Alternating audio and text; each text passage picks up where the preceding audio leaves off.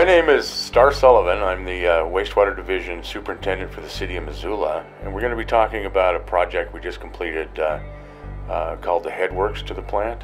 That's where everything initially comes into the treatment plant, and that's where we start the treatment.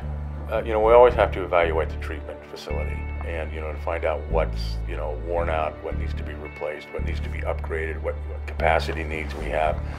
So the original Headworks was put in the 1980s, and typically Headworks are meant to last about 20 years. So we're well beyond the life cycle of that structure, that process. So, this project actually started a few years ago. We identified that. So not only do you identify your needs, then you have to come up with the money. So with the economy and everything, we had to postpone this project a couple of times to do that.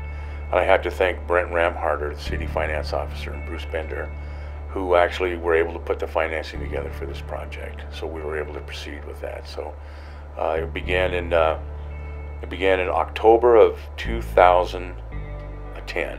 We need a state-of-the-art. We've had odor complaints from the treatment plant, and we had to be responsive to that. So we dealt with that with this project, and we did an odor characterization study a couple of years ago. And the two areas that were identified as the worst problems was the Headworks, the old Headworks, and a solids holding tank that we had.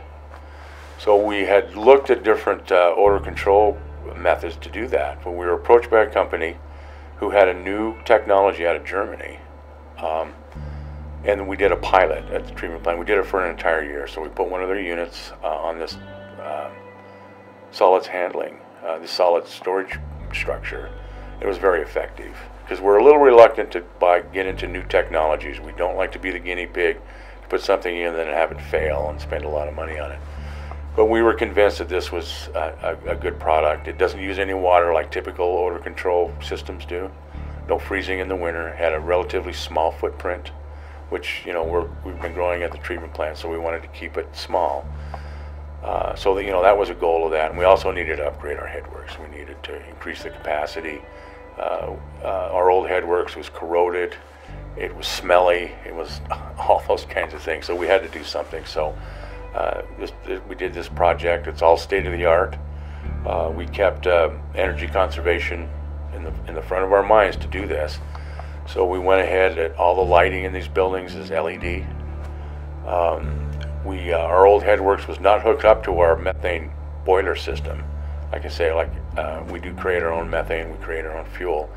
So this new Headworks is heated from methane gas. All those kinds of things. We put a state-of-the-art heat recovery system on it. So this odor control system, there's a lot of air that goes through that building. Well, we don't want to waste that energy, so it goes through heat recovery. So we get about a 90% heat recovery. So there's not a lot of heat going, up into the atmosphere. So it's a very energy efficient, state-of-the-art project that is going to last. Typically these Headworks buildings, because it's the worst part of a treatment plant process, last about 20 years. This one's built to last 40 years. So that was another thing. So we kept all those things in mind. The odor characterization study that we did a few years ago identified about half the odor problem with the treatment plant, and about half with eco-compost, where all of our solids ultimately end up. Eco has changed their operations, so the odors are much reduced at eco-compost, and they've almost been eliminated at the wastewater treatment plant. So I think as the warmer months come up, I think the citizens of Missoula and people traveling around that area really aren't going to smell anything anymore, which is a good thing. Well, the building had to go deep enough to meet the sewer lines that come into the plant, which were pretty deep. And of course, the structure went in right next to the river, so the groundwater level was high. But we had to go 40 feet down into the ground. Okay, so the sewer lines come in about 25 feet or so into the ground. But the building had to be constructed with what they called a treme pad. And that is a huge block of concrete that's poured in the ground. It's about 10 or 12 feet thick. And it's to keep it from floating out of the ground. So when the groundwater comes up, it prevents the building from literally popping out of the ground. So we had to go about 40 feet down. And one of the things that we encountered, which was a real problematic for the contractor, and they did a really great job of getting through it, but we found we came to 2 levels of boulders, and they're actually called glacial erratics. Huge boulders down there, which was a real problem for the contractor. But they're remnants of glacial Lake Missoula. And we hit them at 2 levels. We hit them at 10 feet, which was one Lake Missoula episode. And we hit them again at 30 feet, which was another Lake Missoula episode. And I suspect that if we went a little deeper and deeper into the ground, you'd hit these levels of these huge boulders. But they're all there when the glaciers were here in the last ice age, and Lake Missoula was here and things like that. So anyway, we had to do that, but we also went well below the water line. So a lot of this construction had to take place within what they call a cofferdam, and underwater, about 20 feet underwater.